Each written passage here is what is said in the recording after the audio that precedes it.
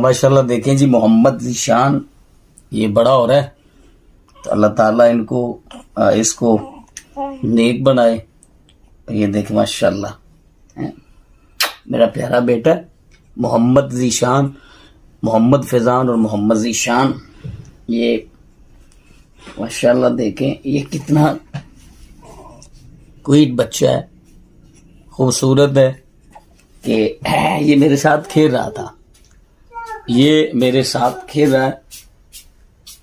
तो अल्लाह ताला जिनके पास औलाद नहीं है, अल्लाह ताला उनको भी नरीना नेक औलाद अता फरमाए, और अल्लाह ताला जिनके यहाँ बेटियां उनको अल्लाह बेटे अता फरमाए, और जिनके यहाँ बेटे अल्लाह ताला उनको बेटियां अता फरमाए। तो आप सब ने मोहम्मद ज़ीशान के लिए भी दुआ करनी है। ओए ओए ओए ये मोहम्मद ज़ीशान है जी, मोहम्मद फैज़ान का छोटा भाई। फैज़ान भी अभी दुकान से आया चीज लेके, तो फैज़ान भी चीज लेकर आया।